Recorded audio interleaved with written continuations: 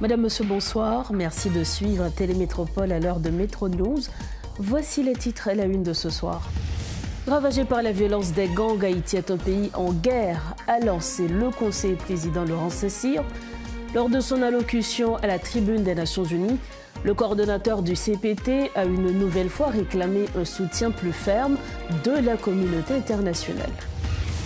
La modification de la Constitution et les problèmes de sécurité ne peuvent pas être des prétextes à l'inaction, a affirmé le chargé d'affaires des États-Unis en Haïti, Henry Roster.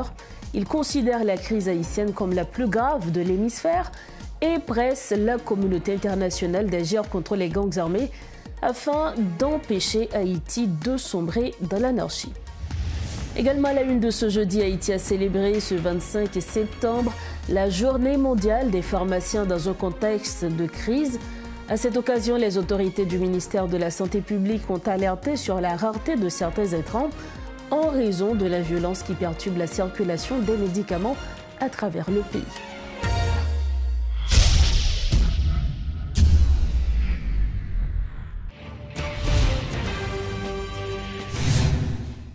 Bienvenue au développement des titres de l'actualité. Pour démarrer ce journal, dans son allocution à la tribune des Nations Unies, le coordonnateur du CPT, Laurent Saint-Cyr, a appelé la communauté internationale à une action massive pour mettre fin à la tragédie humaine qui se déroule en Haïti, à moins de 4 heures de vol de New York. Ce jeudi, il a demandé aux membres du Conseil de sécurité de mettre fin à leurs divergences d'ordre géopolitique pour permettre à une force robuste, au mandat clair et dotée de moyens adéquats d'être déployée en Haïti afin de mettre fin à la violence. Suivez un extrait du discours de Laurent Saint-Cyr, coordonnateur du CPT. Ces enjeux appellent nous, les leaders mondiaux, à assumer notre responsabilité de bâtir une organisation des Nations Unies mieux adaptée aux défis d'aujourd'hui et aux espoirs de demain. Nous devons veiller à ce que toutes nos actions, y compris les avancées technologiques comme l'intelligence artificielle, servent à la paix, le développement et la dignité humaine. Mesdames et messieurs, à seulement 4 heures de vol d'ici se joue une tragédie humaine, l'une des plus graves de notre hémisphère. Chaque jour, des vies innocentes s'éteignent sous les balles, le feu, la peur. Des quartiers entiers disparaissent, forçant plus d'1 million de personnes à l'exil intérieur et réduisant à néant souvenirs, investissements, infrastructures. Des milliers d'enfants sont privés de leur droit fondamental à l'éducation. Des milliers de jeunes sont condamnés au désespoir. Des centaines de filles et de femmes violées portent à jamais dans leur chair et dans leur âme les stigmates de la violence. Près de la moitié de la population est confrontée à une insécurité alimentaire aiguë. Le système sanitaire s'effondre. Les hôpitaux sont vandalisés, incendiés ou contraints de fermer leurs portes. Les médecins fuient, des vies sont sacrifiées, faute de soins. Même la prise en charge des personnes vivant avec le VIH ou la tuberculose est menacée. Voilà le visage d'Haïti aujourd'hui, un pays en guerre, un Guernica contemporain, une tragédie humaine aux portes de l'Amérique, à seulement 4 heures de vol d'ici. Il faut le dire, en Haïti, c'est une guerre qui se joue, une guerre entre des criminels qui veulent imposer la violence comme ordre social et une population désarmée qui lutte pour préserver la dignité humaine et la liberté. La riposte doit être ferme et résolue. Aujourd'hui, la communauté internationale doit, aux côtés d'Haïti, déployer les grands moyens, pas de demi-mesure, mais une action forte, coordonnée et immédiate.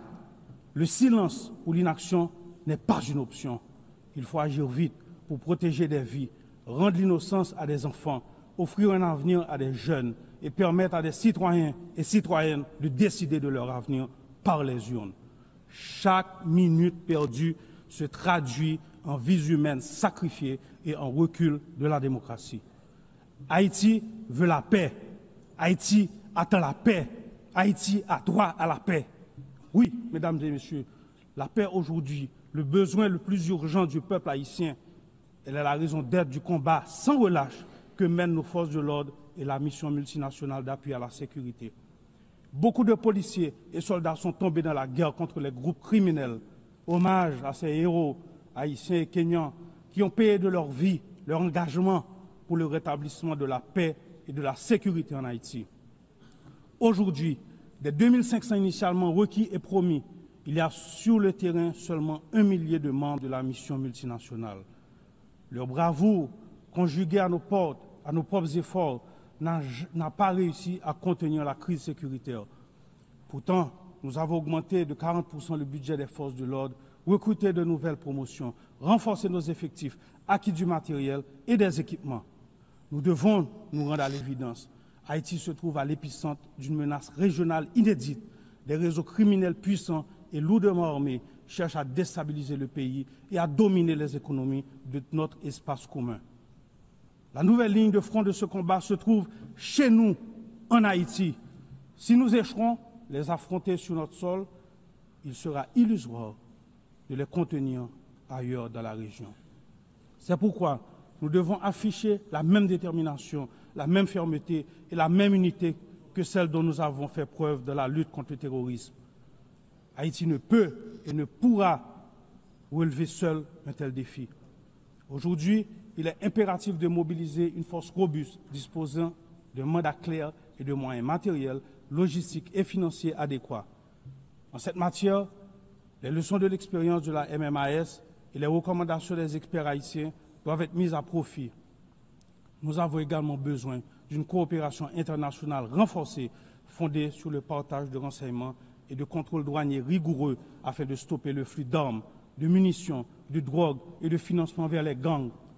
La paix ne pourrait être restaurée que si nos partenaires de la région veillent par des mesures concrètes à ce que leur territoire ne serve plus de point de départ ou de transit à ces trafics. Dans ce contexte, le président dominicain Luis Abinader a plaidé lui aussi la veille pour une nouvelle mission armée en Haïti. Dans son discours, M. Abinader a reconnu que la mission actuelle déployée depuis 2024 n'a pas réussi à contenir la violence alors que son mandat expire le 2 octobre prochain, d'où son soutien à la force de répression des gangs, un contingent de 5500 soldats chargés de confronter directement les groupes armés. Les réformes constitutionnelles ou les défis sécuritaires ne peuvent en aucun cas justifier une paralysie, selon le chargé d'affaires des États-Unis, Henry Rooster. Lors d'un échange avec plusieurs journalistes, il a souligné que les postes de Premier ministre et de conseiller présidentiel ne sont pas des postes à vie. Les anciens doivent se rendre aux urnes et élire un président. Plusieurs obstacles se dressent sur cette voie. Ces obstacles sont des crises sécuritaires au refus de certains membres du Conseil présidentiel de transition d'agir, de bouger, en passant par la question épineuse de la Constitution haïtienne, a constaté M. Henry Rooster. Autre information, le conseiller président Leslie Voltaire, en compagnie du Premier ministre Alix Didier-Fils-Aimé et du directeur général de la PNH Vladimir Parizon, a effectué ce jeudi 25 septembre une visite au centre-ville de la capitale. Sous haute surveillance sécuritaire, les trois responsables ont parcouru côte à côte plusieurs artères proches du Palais national. Une sortie qui s'apparente à un constat de l'état d'avancement de la sécurisation des zones où abrite l'essentiel des appareils de l'État paralysés à cause des violences. Dans une brève intervention, le DG de la PNH, Vladimir Parizon, a vanté les mérites du travail accompli, affirmant que le périmètre est désormais sécurisé. Au cœur de l'actualité, risque d'expulsion de l'homme d'affaires haïtien depuis les États-Unis. Maître Patrick Laurent rappelle qu'une circulaire du ministère de la Justice fait obligation aux commissaires de gouvernement de déférer les personnes sanctionnées par des États étrangers pour financement des gangs ou déstabilisation de l'État haïtien au cabinet d'instruction. Par ailleurs, il précise qu'une action en justice est en cours contre Dimitri Vorbe et que rapport de l'unité de lutte contre la corruption Index Réginal Boulos. Écoutons les précisions du consultant juridique de Métropole, Maître Patrick Laurent. Gagner pour Dimitri Vorbe, gagner une action qui, pendant le cabinet d'instruction, par contre, si est-ce que l'ordonnance est sortie ou pas, dans le cas que l'ordonnance va sortir, il y a toujours une station inculpée, sous réserve que l'ordonnance de non-lieu déjà. Dans le cas Boulos, il y a un rapport de ULCC qui est sorti contre lui.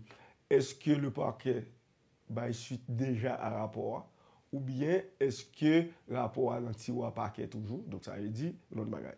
Mais la troisième chose, il y a un circulaire que le ministre de la Justice là te prend. Est-ce que le légal est illégal sur l'autre débat, mais qui fait obligation au commissaire du gouvernement, c'est circulaire ça, qui était pas de protocole là, si on déporte un haïtien parce que l'ité dans question reprocher entre guillemets dans le pays où il sorti à la finance gang, financement du terrorisme et déstabilisation de l'État haïtien, etc.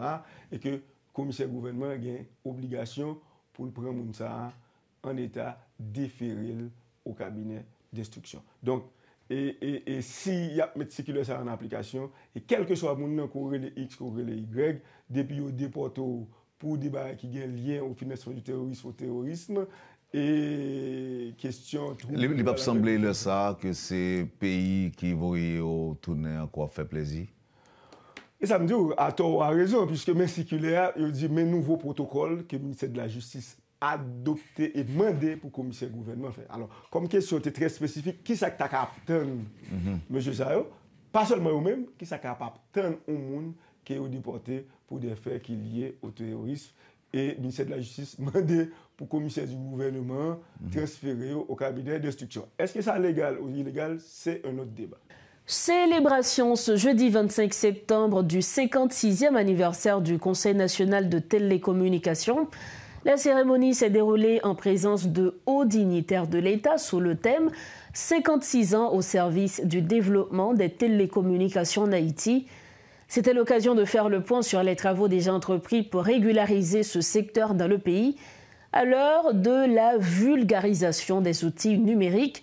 En plus des nombreux chantiers en cours, les responsables du CONATEL souhaitent à terme encadrer l'usage des technologies de l'information et de la communication en Haïti afin d'en assurer une meilleure utilisation, a souligné le directeur général Huguens Prévillon. Suivez un extrait de son intervention. Au-delà de cette mission de stabilisation, je voudrais insister sur un point essentiel. Malgré les crises que nous avons traversées, nous avons accéléré des projets clés qui redéfinissent le paysage de la régulation du secteur, à commencer par la mise en place des instruments légaux encadrant la signature électronique. Je tiens à remercier les partenaires comme l'IHSI, l'ONI, la BID, le MEF, le ministère des Travaux publics sous l'égide de la primature. Sous leur appui déterminant, ce chantier n'aurait pas connu de tels progrès. L'épineux problème de l'identification des cartes SIM est sur la voie d'une solution. En collaboration étroite avec l'ONI et les opérateurs, nous sommes en train de poser les bases d'une identification rigoureuse des abonnés des services de téléphonie mobile, renforçant ainsi la sécurité et la transparence. La demande légitime de l'amélioration de la qualité service a été au centre de notre action. Nous avons mis en place les premiers mécanismes permettant de mesurer de manière objective la qualité des services offerts aux abonnés. Concernant le dossier de la migration vers la télévision numérique, de nombreux efforts ont permis de dégager les grands axes de notre démarche. Un projet de décret portant migration vers la télévision numérique et son organisation a été transmis au ministère et est en cours d'analyse. La lutte contre le cyberharcèlement n'a pas été en reste. En effet, à la suite d'une demande du bureau du Premier ministre, transmise par le ministère des Travaux publics, Transports et Communications, un projet de décret a été élaboré. Nous avons bon espoir qu'il sera sous peu promulgué. Il sera le premier d'une série qui a pour but d'encadrer l'usage d'éthique en Haïti pour le bien-être de tous et surtout la protection des plus vulnérables.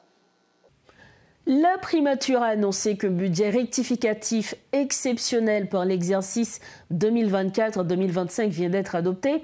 Malgré l'imminence de la clôture de l'année fiscale le 30 septembre, Cette décision répond à une urgence nationale. Accompagner les familles et faciliter la rentrée scolaire dans un contexte économique difficile, explique la primature. Conscient des contraintes financières du pays, le gouvernement a fait le choix de réorienter certains crédits budgétaires jugés secondaires pour le moment, ainsi que ceux qui n'auront pas le temps d'être absorbés d'ici le 30 septembre vers ces mesures prioritaires. Par ce budget rectificatif, le gouvernement réaffirme sa détermination à agir, même dans des délais serrés et dans un contexte budgétaire difficile pour protéger les familles, renforcer la cohésion sociale et garantir l'avenir des enfants d'Haïti.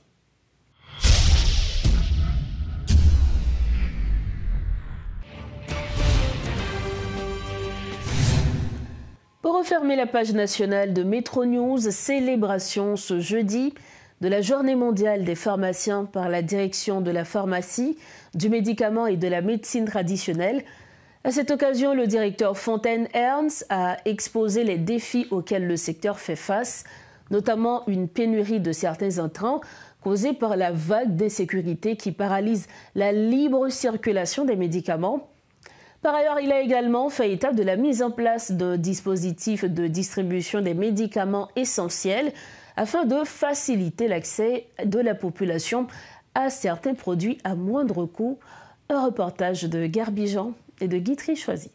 À Port-au-Prince, l'interruption des vols commerciaux à l'aéroport Toussaint-Louverture depuis près d'1 an n'est pas sans conséquence sur l'approvisionnement en médicaments.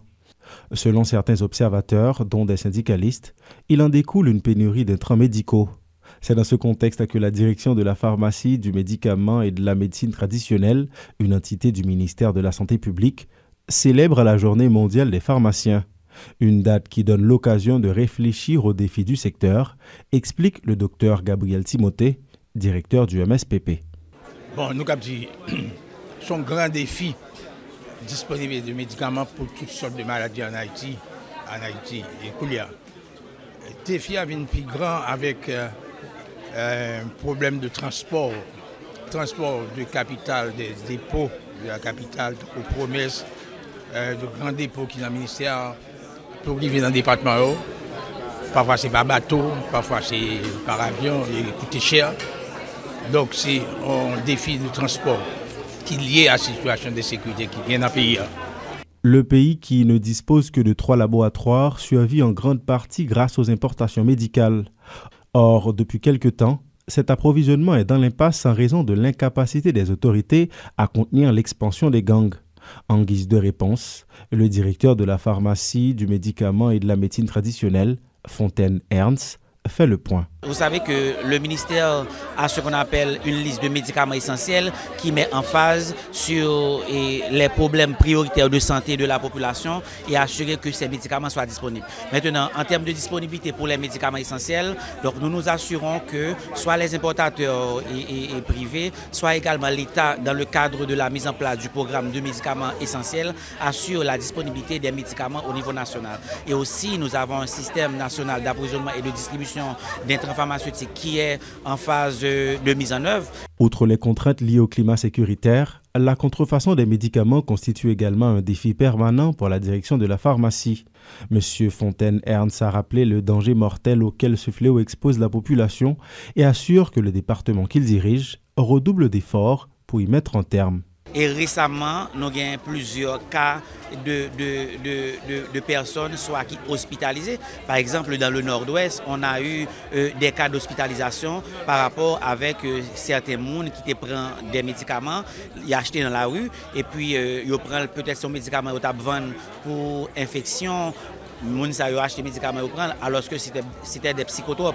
Donc moun sa on prend médicaments, tout moun sa tomber dans état de sommeil artificiel côté que rapidement gain qui presque est arrivé en coma. Donc c'est pour vous dire que ce problème est vraiment essentiel et nous autres au niveau de la direction nous touchés par ça et c'est ça qui fait que moi je parle tout à l'heure de renforcement des activités d'inspection au niveau des établissements pharmaceutiques.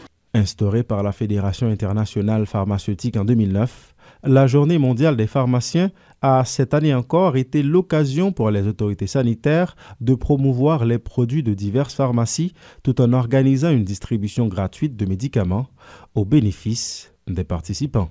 Nous arrivons au terme de cette édition de Métro News. Avant de partir, le rappel des principaux titres. Ravagé par la violence des gangs, Haïti est un pays en guerre, a lancé le conseiller président Laurent Cessire. Lors de son allocution à la tribune des Nations Unies, le coordonnateur du CPT a une nouvelle fois réclamé un soutien plus ferme de la communauté internationale.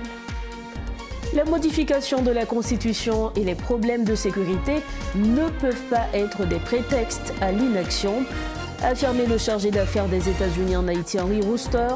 Il considère la crise haïtienne comme la plus grave de l'hémisphère et presse la communauté internationale d'agir contre les gangs armés afin d'empêcher Haïti de sombrer dans l'anarchie.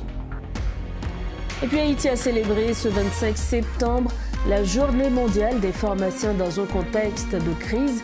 À cette occasion, les autorités du ministère de la Santé publique ont alerté sur la rareté de certains intrants en raison de la violence qui perturbe la circulation des médicaments à travers le pays.